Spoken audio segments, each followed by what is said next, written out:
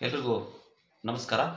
ಇವತ್ತಿನ ತರಗತಿಯಲ್ಲಿ ಕನ್ನಡ ವ್ಯಾಕರಣದ ಮುಂದುವರಿದ ಭಾಗವಾಗಿ ಛಂದಸ್ಸಿನಲ್ಲಿ ಮಾತ್ರಾಗಣದ ಬಗ್ಗೆ ನಾವು ತಿಳ್ಕೊಳ್ತಾ ಹೋಗೋಣ. ಅದಕ್ಕಿಂತ ಮುಂಚೆ ನನ್ನ ಚಾನಲನ್ನು ಪ್ರಥಮ ಬಾರಿಗೆ ನೋಡ್ತಾ ಇದ್ರೆ ಸಬ್ಸ್ಕ್ರೈಬ್ ಮಾಡಿ, ಶೇರ್ ಮಾಡಿ, ಲೈಕ್ ಮಾಡಿ. ಈಗ ತರಗತಿಯನ್ನು ಪ್ರಾರಂಭಿಸೋಣ.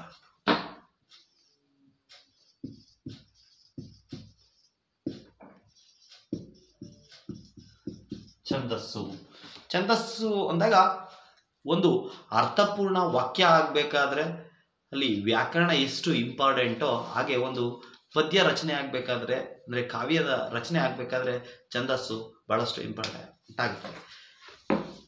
ಛಂದಶಾಸ್ತ್ರದಲ್ಲಿ 3 ಭಾಗಗಳು ಬರ್ತವೆ: ಪ್ರಾಸ, ಯತಿ, ಗಣ ಅಂತೇಳಿ.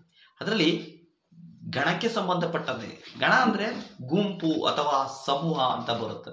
ಅಂದರೆ ಪದ್ಯ ರಚನೆಯಲ್ಲಿ ಮಾತ್ರೆಗಳ ಆಧಾರದ ಮೇಲೆ, ಅಕ್ಷರದ ಆಧಾರದ ಮೇಲೆ, ಅಂಶದ ಆಧಾರದ ಮೇಲೆ ಗುಂಪನ್ನು ಮಾಡಲಾಗ್ತದೆ. ಅದನ್ನು ಮಾತ್ರಾಗಣ, ಅಕ್ಷರಗಣ, ಅಂಶಗಣ ಅಂತೇಳಿ ಕರೀತಾರೆ. ಅದರಲ್ಲಿ ನಾವು ಮಾತ್ರಾಗಣದ ಬಗ್ಗೆ ತಿಳ್ಕೊಳ್ತಾ ಹೋಗೋಣ. ಮಾತ್ರಾಗಣ ಅಂದರೆ ಈ ಛಂದಸ್ಸನ್ನು ರಚಿಸಬೇಕಾದ್ರೆ ಛಂದಸ್ಸಿನಲ್ಲಿ ಮಾತ್ರೆಗಳನ್ನು ಯಾವ ರೀತಿ ಹಾಕಬೇಕು, ಮಾತ್ರೆಯನ್ನು ಹಾಕಬೇಕಾದ್ರೆ ಅಂದರೆ ಲಘು ಗುರು ಅಂತ ಬರುತ್ತೆ. ಏನು ಮಾತ್ರೆ ಅಂದರೆ ಅಕ್ಷರವನ್ನು ಉಚ್ಚರಿಸಲು ತೆಗೆದುಕೊಳ್ಳುವಂಥ ಒಂದು ಸಮಯವನ್ನು ನಾವು ಮಾತ್ರೆ ಅಂತ ಕರಿತೀವಿ. ಇಲ್ಲಿ ಲಘು ಮತ್ತೆ ಗುರು ಅಂತ ಬರುತ್ತೆ. ಲಘು ಅಂದ್ರೆ ಒಂದು ಮಾತ್ರೆ ಅಂತ ಅದ್ರ ಬೆಲೆ ಬರುತ್ತೆ. ಗುರು ಅಂದ್ರೆ 2 ಮಾತ್ರೆ. ಈ ಲಘು ಗುರುವನ್ನ ಹಾಕ್ಬೇಕಾದ್ರೆ ಅಂದ್ರೆ ಮಾತ್ರಾಗಣದಲ್ಲಿ ಲಘು ಗುರುವನ್ನ ಹಾಕ್ಬೇಕಾದ್ರೆ ಯಾವೆಲ್ಲ ನಿಯಮಗಳನ್ನ ನಾವು ಪಾಲಿಸ್ಬೇಕು ಅನ್ನುವಂಥದ್ದನ್ನ ನಾವು ಒಂದೊಂದೇ ಕೊಡೋಣ. ಲಘುವನ್ನ ಯಾವಾಗ ಹಾಕ್ಬೇಕು ಮಾತ್ರಾಗಣದಲ್ಲಿ ಅಂದ್ರೆ ಲಘುವನ್ನ ರಸ್ವಸ್ವರ ಮತ್ತು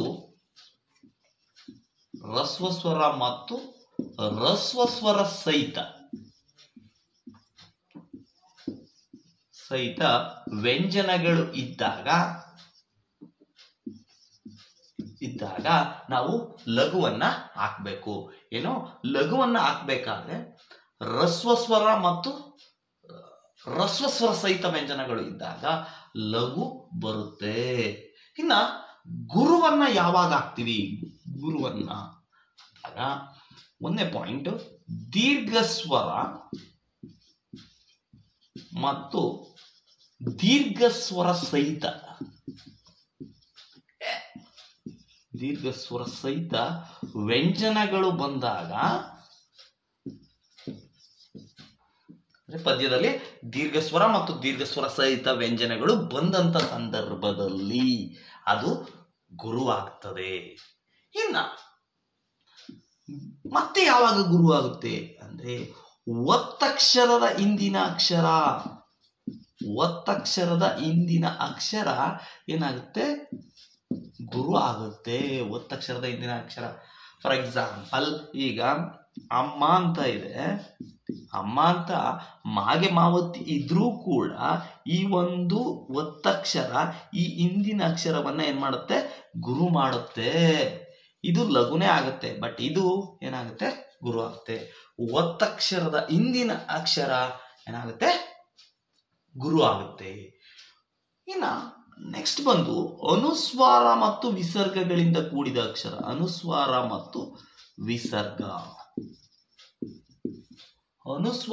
ವಿಸರ್ಗಗಳಿಂದ ಕೂಡಿದ ಅಂತ ಅಕ್ಷರಗಳು ಏನಾಗುತ್ತೆ?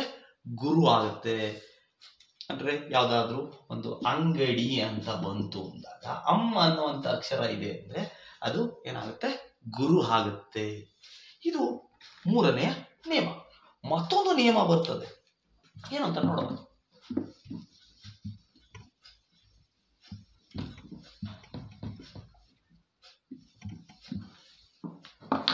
ಇನ್ನೊಂದು ನಿಯಮ ಏನಪ್ಪಾ ಅಂದ್ರೆ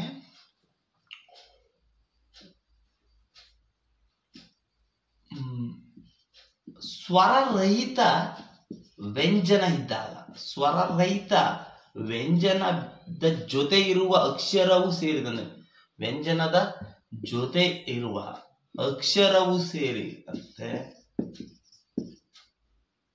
ಸ್ವರವು ಚರಿದಂತೆ ಏನಾಗುತ್ತೆ ಗುರು ಆಗುತ್ತೆ. ಅಂದ್ರೆ ಸ್ವರರಹಿತ ವ್ಯಂಜನ. ಈಗ ವಡಲೋಳ್ ಅಂತ ಇದೆ ಅಂತ ತಿಳ್ಕೊಳ್ಳಿ. ಇಲ್ಲಿ ಓ ಅನ್ನೋಂಥದ್ದು ಲಘು ಆಗುತ್ತೆ, ಡಾ ಅನ್ನೋದು ಲಘು ಆಗುತ್ತೆ, ಯಾಕೆಂದ್ರೆ ಇಲ್ಲಿ ರಸ್ವ ಸ್ವರ ಇದೆ ಡಾಲುವೆ.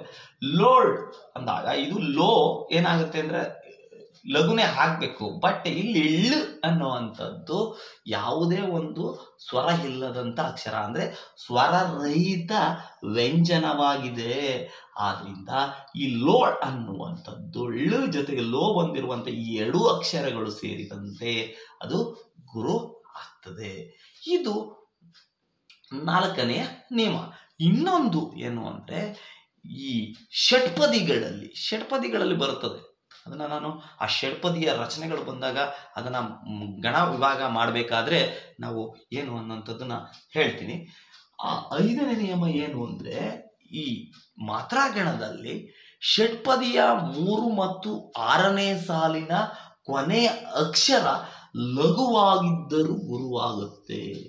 ಇಷ್ಟು ಏನಾಗುತ್ತೆ ಅಂದ್ರೆ ಮಾತ್ರೆಯನ್ನ ಹಾಕ್ಬೇಕಾದ್ರೆ ನಾವು ಸ್ಪಷ್ಟವಾಗಿ ತಿಳ್ಕೋಬೇಕಾದಂತ ಅಂಶಗಳು.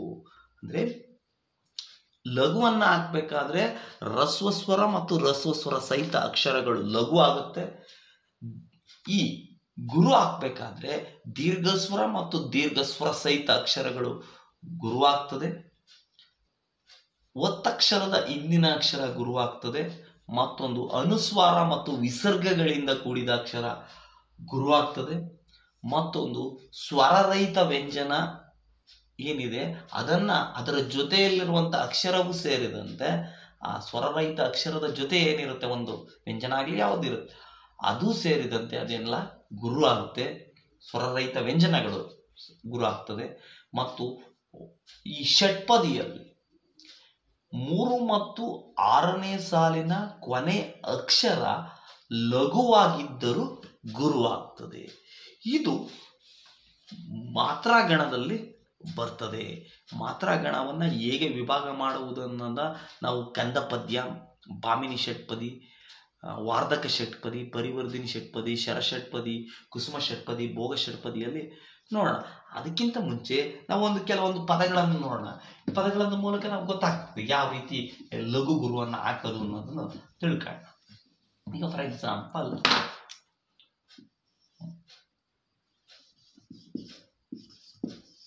ಮಂಗಳ ಅಂತಿದೆ. ಇಲ್ಲಿ ಮಂಗಳ ಅನ್ನುವಂಥದ್ದನ್ನ ನಾವು ನೋಡಿದಾಗ ಕರೆಕ್ಟಾಗಿ ಬರ್ಕೋಬೇಕು. ನಾವು ಮಾತ್ರಾಗಣವನ್ನ ಹಾಕ್ಬೇಕಾದ್ರೆ ಸರಿಯಾಗಿ ಅಕ್ಷರಗಳನ್ನ ಏನು ಅಲ್ಲಿ ಏತ್ವ ಇದೆಯಾ ಓತ್ವ ಇದೆಯಾ ಅದು ಬಹಳಷ್ಟು ಇಂಪಾರ್ಟೆಂಟ್ ಆಗ್ತದೆ.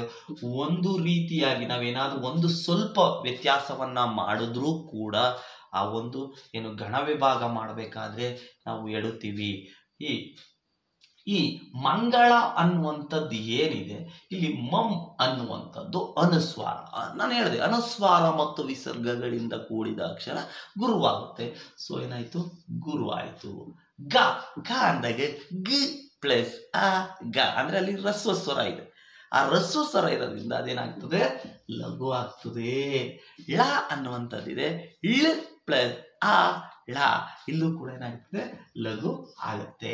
ಸೊ ಇದು ಈ ರೀತಿಯಾಗಿ ರಚನೆ ಆಗುತ್ತೆ. ನಾವು ಇನ್ನೊಂದು ಪದವನ್ನು ನೋಡೋಣ. ಸ್ನೇಹಕೂಟ ಅಂತ ಇದೆ. ಇಲ್ಲಿ ಸ್ನೇಹಕೂಟ ಅಂದ್ರೆ ಇಲ್ಲಿ ಒತ್ತಕ್ಷರದ ಹಿಂದಿನ ಅಕ್ಷರ ಅಂದಾಗೆ ಇಲ್ಲಿ ಒತ್ತಕ್ಷರ ಇದೆ. ಬಟ್ ಕಾವ್ಯದಲ್ಲಿ ಅಥವಾ ಪದ್ಯದಲ್ಲಿ ಏನಾಗುತ್ತೆ ಅದರ ಹಿಂದಿನ ಅಕ್ಷರ ಅಂದ್ರೆ ಹಿಂದಿನ ಸಾಲಲ್ಲೋ ಏನ್ ಪದ ಬಂದಿರುತ್ತೆ ಅದು ಏನಾಗುತ್ತೆ ಗುರು ಆಗುತ್ತೆ. ಇಲ್ಲಿ ಇದೇನಾಗುತ್ತೆ ಇದು ಏನಾಗುತ್ತೆ ಇದ್ರ ಹಿಂದಿನ ಅಕ್ಷರಕ್ಕೆ ನಾವು ಟ್ರಾನ್ಸ್ಫರ್ ಆಗೋದ್ರಿಂದ ನಾವು ಸೇ ಮಾತ್ರ ತಗೋಬೇಕಾಗ್ತದೆ. ಮತ್ತೆ ಸೇ ಅನ್ನುವಂಥದ್ದು ಏನಾಗಿದೆ ಅಂದ್ರೆ ದೀರ್ಘ ಸ್ವರ ಇದೆ. ಸೊ ಏನಾಗುತ್ತೆ ಗುರು ಆಗುತ್ತೆ. ಇದು ಆ ಪ್ಲಸ್ ಆ ಏನಾಯ್ತು ಆ ರಸ್ವಸ್ವರ ಇದೆ. ಕ ಪ್ಲಸ್ ಉ ಕು ಅಂದಾಗ ಇಲ್ಲಿ ದೀರ್ಘ ಸ್ವರ ಇದೆ. ಇದು ಗುರು ಆಗುತ್ತೆ. ಇನ್ನು ಟ ಪ್ಲಸ್ ಆ ಟ ಏನಾಗಿತ್ತು ಲಘು ಆಯ್ತು. ಇಲ್ಲಿ ನಾವತ್ತಿತ್ತಲ್ಲ ಇಲ್ಲೇನು ಅಂತ ನೀವು ಕೇಳೋದಾದ್ರೆ ಈ ನಾ ಅನ್ನುವಂಥ ಒತ್ತಕ್ಷರ ನಾನೇನು ಹೇಳಿದ್ದೀನಿ, ಒತ್ತಕ್ಷರದ ಹಿಂದಿನ ಅಕ್ಷರ ಅಂದ್ರೆ ಒತ್ತಕ್ಷರದ ಹಿಂದಿನ ಅಂದ್ರೆ ಅಲ್ಲಿ ಪದ್ಯದಲ್ಲಿ ರಚನೆ ಮಾಡಬೇಕಾದ್ರೆ ಅದರ ಒತ್ತಕ್ಷರದ ಹಿಂದಿನ ಅಕ್ಷರ ಯಾವ್ದು ಬಂದಿರುತ್ತೋ ಅದು ಗುರು ಆಗ್ತದೆ. ಇನ್ನ ನೆಕ್ಸ್ಟ್ ಒಂದು ಪದ ನೋಡೋಣ.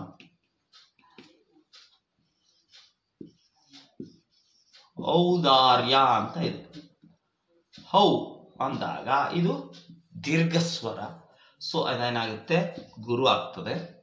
ದ ಅನ್ನೋಂಥದ್ದು, ದ ಅನ್ನೋದು ಇಲ್ಲಿ ಅರ್ಕಾವತ್ತು ಅಂದ್ರೆ ಒತ್ತಕ್ಷರದ ಹಿಂದಿನ ಅಕ್ಷರ ಏನಾಗುತ್ತೆ ಗುರು ಆಗುತ್ತೆ. ಬಟ್ ನಾವು ದಾನೆ ತಗೊಂಡ್ರೆ ಅದು ಲಘು ಆಗ್ತದೆ, ಬಟ್ ಇಲ್ಲಿ ಒತ್ತಕ್ಷರದ ಹಿಂದಿನ ಅಕ್ಷರ ಗುರು ಆಗ್ತದೆ. ನಾವು ಯಾ ಏನಾಗುತ್ತೆ ಲಘು ಆಗ್ತದೆ.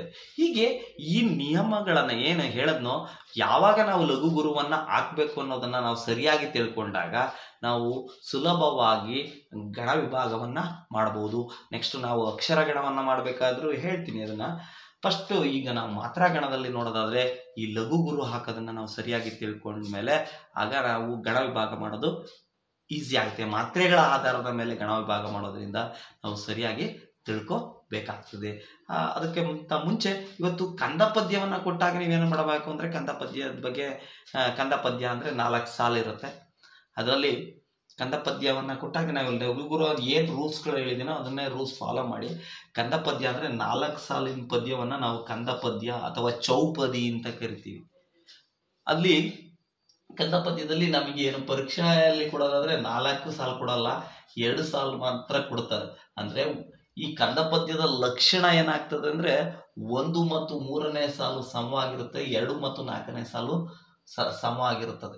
ಅದರಿಂದ ಈ 2 ಸಾಲುಗಳನ್ನು ಮಾತ್ರ ಕೊಡ್ತಾರೆ. ಇಲ್ಲಿ 4 ಮಾತ್ರೆಯ 3 ಗಣ ಬರುತ್ತೆ. ಮೊದಲನೇ ಸಾಲು ಕಂದ ಪದ್ಯ 4 ಸಾಲುಗಳಲ್ಲಿ ಇರುವಂತ ಒಂದು ಪದ್ಯ ಆಗಿರುತ್ತೆ. ಅಂದ್ರೆ 1 ಮತ್ತು 3ನೇ ಸಾಲು, 2 ಮತ್ತು 4ನೇ ಸಾಲುಗಳು ಸಮವಾಗಿರುತ್ತೆ. 1ನೇ ಸಾಲಿನಲ್ಲಿ 4 ಮಾತ್ರೆಯ 3 ಗಣ ಅಂದ್ರೆ 12 ಮಾತ್ರೆಗಳು ಬರುತ್ತೆ. 2 ಮತ್ತು 4ನೇ ಸಾಲಿನಲ್ಲಿ 4 ಮಾತ್ರೆಯ 5 ಗಣ ಅಂದ್ರೆ 20 ಮಾತ್ರೆಗಳು ಬರುತ್ತದೆ. 12, 20, 12, 20 ಒಟ್ಟು 64 ಮಾತ್ರೆಗಳು ಒಂದು ಪದ್ಯದಲ್ಲಿ ಬರುತ್ತೆ. 12, 12, 24, 24, 20, 44, 44, 20, 64. ಗಣ ವಿಭಾಗ 4, 4, 4. ಇಲ್ಲಿ 4, 4, 4, 4, 4 ಅಂದ್ರೆ 4 ಮಾತ್ರೆಯ 3 ಗಣ, ಇಲ್ಲಿ 4 ಮಾತ್ರೆಯ 5 ಗಣ, ಇಲ್ಲಿ ಕೂಡ ಏನಾಗುತ್ತೆ 4 ಮಾತ್ರೆಯ 3 ಗಣ, ಇಲ್ಲಿ 4 ಮಾತ್ರೆಯ 5 ಗಣ, ಒಟ್ಟು 64 ಮಾತ್ರೆಗಳು ಬರುತ್ತೆ. ಇಲ್ಲಿ ಕೇಳಬಹುದು ಕಂದ ಪದ್ಯದ ಲಕ್ಷಣಗಳೇನು ಅಂತ ಕೇಳ್ಬೋದು. ಕಂದ ಪದ್ಯದ ಒಟ್ಟು ಮಾತ್ರೆಗಳು, ಒಂದು ಪದ್ಯದಲ್ಲಿ 4 ಸಾಲಿನ ಒಂದು ಪದ್ಯ ಬಂದ್ರೆ ಅದರಲ್ಲಿ ಒಟ್ಟು ಎಷ್ಟು ಮಾತ್ರೆಗಳಿರುತ್ತೆ, ಅದರ ಗಣ ವಿಭಾಗ ಹೇಗಿರುತ್ತೆ, ಕಂದ ಪದ್ಯದ ಲಕ್ಷಣ ಏನು, ಈ ರೀತಿಯಾದಂಥ ಪ್ರಶ್ನೆಗಳು ಬರ್ತದೆ. ಅದನ್ನು ನಾವು ಪದ್ಯದ ಪದ್ಯದ ಮೂಲಕ ಗಣ ವಿಭಾಗ ಮಾಡಿದಾಗ ನಮಗೆ ಅರ್ಥ ಆಗುತ್ತೆ ಅಂತ ಹೇಳ್ತಾ ಇವತ್ತಿನ ತರಗತಿಯನ್ನ ಇಲ್ಲಿಗೆ ಮುಗಿಸ್ತೇನೆ. ಮುಂದೆ ಕಂದ ಪದ್ಯದ ಯಾವ ರೀತಿ ಗಣ ವಿಭಾಗ ಮಾಡೋದು ಅನ್ನುವಂಥದ್ದನ್ನೆಲ್ಲ ತಿಳ್ಕೊಳ್ತಾ ಹೋಗೋಣ. ಅದಕ್ಕಿಂತ ಮುಂಚೆ ನನ್ನ ಚಾನಲ್ನ ಮೊದಲ ಬಾರಿಗೆ ನೋಡ್ತಾ ಇದ್ರೆ ಮತ್ತೊಮ್ಮೆ ಸಬ್ಸ್ಕ್ರೈಬ್ ಮಾಡಿ ಅಂತ ಹೇಳ್ತಾ ನನ್ನ ತರಗತಿಯನ್ನು ಮುಗಿಸ್ತೇನೆ. ಧನ್ಯವಾದಗಳು.